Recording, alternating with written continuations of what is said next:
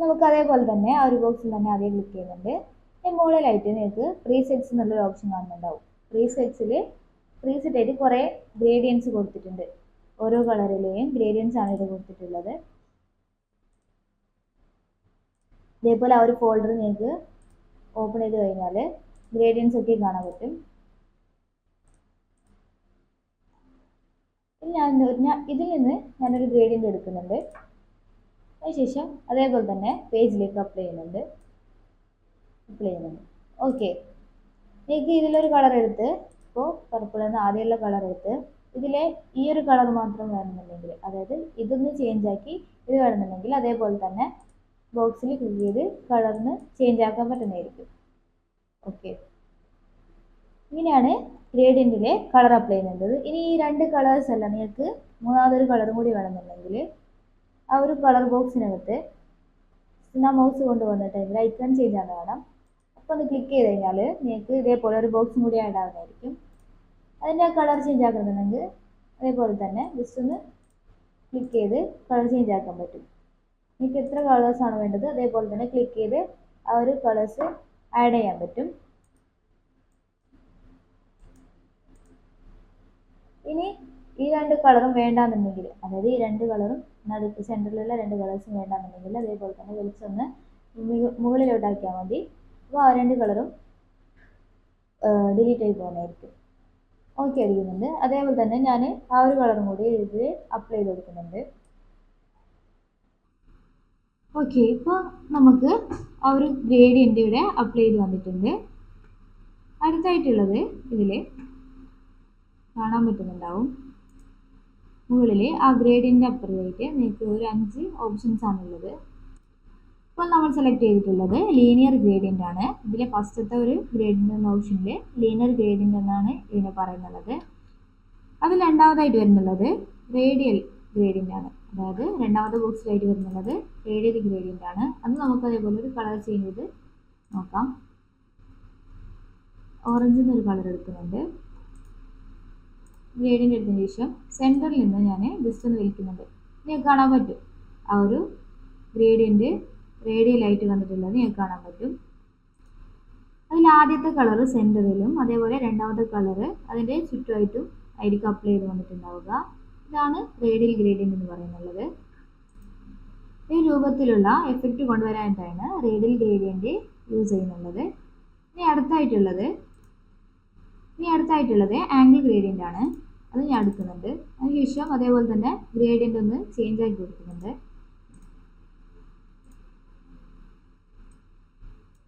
ഇതേപോലെ അപ്ലൈ ചെയ്ത് കഴിഞ്ഞാൽ നിങ്ങൾക്ക് കാണാൻ പറ്റും ആ രണ്ട് കളറും പ്രത്യേക രീതിയിലുള്ള ഒരു മിക്സിങ്ങിലായിട്ടാണ് വന്നിട്ടുള്ളത്.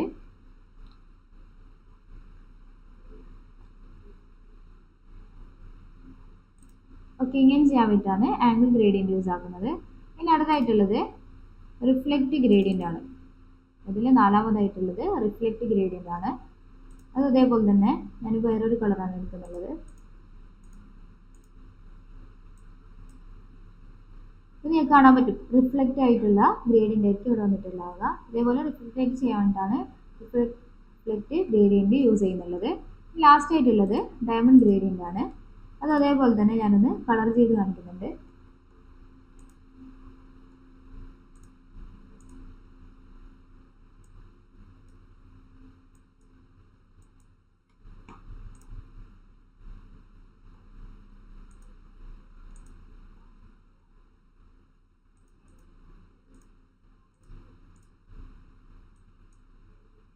ഒരു ഡയമണ്ട് രീതിയിലായിട്ടായിരിക്കും ഈ ഒരു ഗ്രേഡിയൻ്റ് ഇവിടെ അപ്ലൈ ചെയ്ത് വന്നിട്ടുള്ളത്.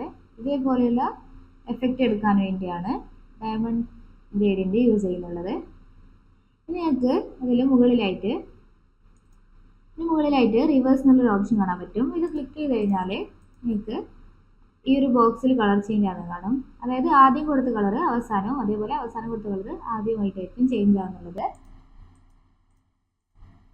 ഇതേപോലെ നിങ്ങൾക്ക് യൂസ് ചെയ്യാൻ പറ്റും. അതായത് ആ ഒരു കളേഴ്സ് അപ്പുറം ഇപ്പുറം അങ്ങോട്ടും ഇങ്ങോട്ടും ചേഞ്ച് ചെയ്ത് യൂസ് ചെയ്യാനൊക്കെ പറ്റും.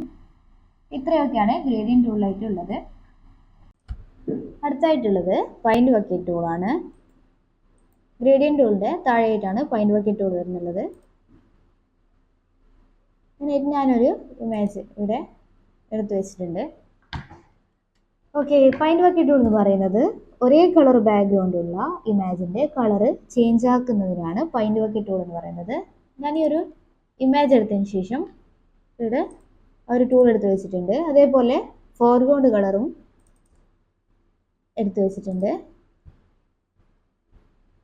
ഞാൻ ഈ ഒരു ഭാഗത്തായിട്ട്, ഒരു വൈറ്റ് ഭാഗത്തായിട്ട് ക്ലിക്ക് ചെയ്യുന്ന സമയത്ത് നിങ്ങൾക്ക് കാണാൻ പറ്റും ആ ഒരു വൈറ്റ് ഭാഗത്ത് നമ്മൾ ഏത് കളറാണോ ഫോർഗ്രൗണ്ട് കളറിൽ വെച്ചത് ആ ഒരു കളറായിരിക്കും ഇവിടെ വന്നിട്ടുണ്ടാവുക. അതേപോലെ ഇനി കുറച്ച് ഭാഗത്തൊക്കെ, അതായത് ഈ ഒരു ട്രീയുടെ ഉള്ളിലൊക്കെ കുറച്ച് വൈറ്റ് ഭാഗങ്ങളൊക്കെ ബാക്കിയുണ്ട്. അതും അതേപോലെ തന്നെ നിങ്ങൾക്ക് കളർ അപ്ലൈ ചെയ്ത് കൊടുക്കാൻ പറ്റുന്നതാണ്. ഇതേപോലെ ഒരേ കളർ ബാക്ക്ഗ്രൗണ്ടുള്ള ഇമേജിൻ്റെ കളറ് ചേഞ്ച് ആക്കാൻ വേണ്ടി യൂസ് ചെയ്യുന്ന ടൂളാണ് പൈൻറ്റ് ബക്കറ്റ് ടൂൾ. ഇത്രയാണ് ഈ പൈൻറ്റ് ബക്കറ്റ് ടൂളിലുള്ളത്. നമുക്ക് അതിൻ്റെ പ്രോപ്പർട്ടീസ് നോക്കാം.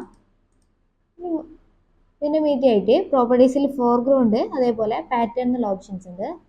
ഇപ്പോൾ നമ്മൾ ഫോർഗ്രൗണ്ട് കളറാണ് കൊടുത്തിട്ടുള്ളത്. ഇനി അവിടെ പാറ്റേൺ ആണ് അപ്ലൈ ചെയ്യുന്നുണ്ടെങ്കിൽ താഴെ പാറ്റേൺ ക്ലിക്ക് ചെയ്ത് അതേപോലെ തന്നെ ആ ഒരു പാറ്റേൺ, ഏത് പാറ്റേൺ ആണ് വേണ്ടത് അതൊന്ന് എടുത്തു വെച്ചിട്ടുണ്ട്. ശേഷം അതേപോലെ തന്നെ ഞാൻ ഒരു ബാക്ക്ഗ്രൗണ്ടിലായിട്ട് ക്ലിക്ക് ചെയ്യുമ്പോൾ നിങ്ങൾക്ക് കാണാൻ പറ്റും ആ ഒരു കളറിന് പകരമായിട്ട് പാറ്റേൺ ആയിരിക്കും ഇവിടെ അപ്ലൈ ചെയ്ത് വന്നിട്ടുണ്ടാവുക. ഇതുപോലെ ചെയ്യുന്നതിനാണ് പൈൻറ്റ് ബക്കറ്റ് ടൂൾ എന്ന് പറയുന്നത്.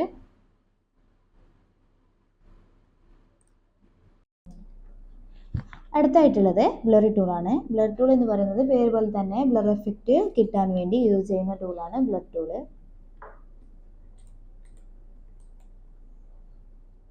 ബ്ലർ ടൂള് ടൂൾ ബാറിൽ ഈ ഒരു ഭാഗത്തായിട്ടാണ് വരുന്നുള്ളത്.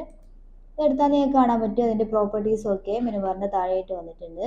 അതിൽ ആദ്യം വരുന്നുള്ളത് ആ ഒരു ബ്രഷിൻ്റെ, അതായത് മുമ്പ് പറഞ്ഞ പോലെ തന്നെ ബ്രഷ് ടൂളും പെൻസിൽ ടൂളും ഒക്കെ ഉള്ളതുപോലെ തന്നെ ആ ഒരു ബ്രഷിൻ്റെ സൈസും ഹാർഡ്നെസ്സും കാര്യങ്ങളൊക്കെയാണ് ആദ്യമായിട്ട് പ്രോപ്പർട്ടീസിൽ വരുന്നുള്ളത്. അത് നിങ്ങൾക്ക് ഇതുപോലെ അഡ്ജസ്റ്റ് ചെയ്ത് കൊടുക്കാൻ പറ്റും. അതല്ലാണ്ട് പ്രീസെറ്റ് ആയിട്ട് ഇവിടെ കുറച്ച് ബ്രഷസ് ഒക്കെ കൊടുത്തിട്ടുണ്ട്. ഇതിൽ നിന്ന് ഞാൻ സോഫ്റ്റ് റൗണ്ട് ബ്രഷാണ് എടുക്കുന്നുള്ളത്. അതിനുശേഷം ഇതിലുള്ളത് സ്ട്രെങ്ത് ആണ്. സ്ട്രെങ്ത് എന്ന് പറയുന്നത് ബ്ലറിൻ്റെ സ്ട്രെങ്ത് ആണ്. നല്ല ബ്ലർ വേണമെന്നുണ്ടെങ്കിൽ സ്ട്രെങ്ത് കൂട്ടി കൊടുത്താൽ മതി. അതുപോലെ സ്ട്രെങ്ത്തും ബ്ലറിനനുസരിച്ച് അഡ്ജസ്റ്റ് ചെയ്യാൻ പറ്റും. ഞാൻ ഈ ഒരു ഇമേജിലായിട്ട് ബ്ലർ ചെയ്യുന്നുണ്ട്. ബ്ലർ ഇട്ട് കൊടുത്തതിന് ശേഷം ബ്രഷ് ഒന്നെടുത്ത് ഒരു ലെയർ സെലക്ട് ചെയ്യുന്നുണ്ട്. ബ്രഷിൻ്റെ സൈസ് ഞാൻ കീബോർഡ് വെച്ചിട്ട് ഒന്ന് വലുതാക്കി എടുത്തിട്ടുണ്ട്. ഞാൻ ആ ഒരു ഇമേജിലായിട്ട് ബ്ലർ ചെയ്തിട്ടുണ്ട്. ഇതിപ്പോൾ സ്ട്രെങ്ത് കുറച്ചിട്ടാണുള്ളത്. ഇതേപോലെ തന്നെ നമുക്ക് സ്ട്രെങ്ത് കൂട്ടി നോക്കാം. സ്ട്രെങ്ത് ഫുള്ളിട്ട് ബ്ലർ ചെയ്ത് കഴിഞ്ഞാൽ നിങ്ങൾക്ക് കാണാൻ പറ്റും ആ ഒരു സ്ട്രെങ്ത് കൂട്ടിയാലും കുറച്ചാലുമുള്ള ബ്ലറിൻ്റെ ആ ഒരു എഫക്റ്റ് ഇതിൽ വന്നിട്ടുണ്ട്. ഇനി ഇതിലെ കുറച്ച് ഭാഗം മാത്രം ഫോക്കസ് ചെയ്തിട്ട്, ഈ ഒരു ഭാഗം മാത്രം ഫോക്കസ് ചെയ്തിട്ട് ബാക്കിയുള്ള ഭാഗങ്ങളൊക്കെ നമുക്ക് ബ്ലർ ചെയ്യാം.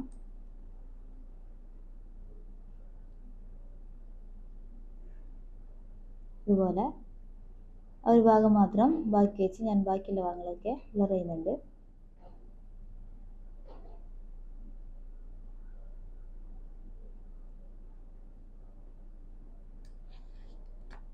ഓക്കെ, ഇപ്പോൾ നിങ്ങൾക്ക് കാണാൻ പറ്റും ആ ഒരു ഫ്ലവർ മാത്രം അതിൽ ഫോക്കസ് ആയിട്ടുണ്ട്. ബാക്കിയുള്ളതൊക്കെ ബാക്ക്ഗ്രൗണ്ട് പോലെ ബ്ലർ ആയിട്ടാണുള്ളത്. ഇങ്ങനെ ചെയ്യാൻ വേണ്ടിയിട്ടാണ് ബ്ലർ ടൂൾ യൂസ് ചെയ്യുന്നത്. ഇതുപോലെ അല്ലാണ്ട് ഇതിൽ സാമ്പിൾ ഓൾ ലെയേഴ്സ് ഉണ്ട്. അതെന്താണെന്ന് വെച്ചാൽ ഇപ്പോൾ ഇത് നമ്മൾ ഇമേജ് ലെയർ ആണല്ലോ എടുത്തിട്ടുള്ളത്. ഇതിൽ സാമ്പിൾ ഓൾ ലെയേഴ്സ് ഉണ്ട്. അതെന്താണെന്ന് വെച്ചാൽ ഇപ്പോൾ ഞാൻ ഈ ഒരു ഇമേജ് ലെയറിലായിട്ടാണ് ബ്ലർ ചെയ്തിട്ടുള്ളത്. അതല്ലാണ്ട് നിങ്ങൾക്ക് പുതിയൊരു ലെയർ എടുത്തിട്ടും ബ്ലർ ചെയ്യാൻ പറ്റും. അങ്ങനെ ചെയ്യണമെന്നുണ്ടെങ്കിൽ സാമ്പിൾ ഓൾ ലെയേഴ്സ് ടിക്ക് ചെയ്താൽ മതി. ടിക്ക് ചെയ്തതിന് ശേഷം ബ്ലർ ചെയ്യുമ്പോൾ ആ ഒരു ഇമേജിലൊക്കെ ആയിട്ട് ബ്ലർ വരുന്നതായിരിക്കും. ലെയർ പുതിയതെടുത്തതാണെങ്കിലും ആ ഒരു ഇമേജിലൊക്കെ ആയിട്ടായിരിക്കും ബ്ലർ വരുന്നുണ്ടാവുക. അതുപോലെ തന്നെ അത് അൺടിക്ക് ഓൺ ചെയ്തതെങ്കിൽ ബ്ലർ ആവുന്നുണ്ടാവില്ല, ബ്ലർ എഫക്റ്റ് ആ ഒരു ഇമേജിലേക്ക് വരുന്നുണ്ടാവില്ല. ഓക്കെ, ഇങ്ങനെയാണ് ബ്ലർ ടൂൾ യൂസ് ചെയ്യുന്നുള്ളത്.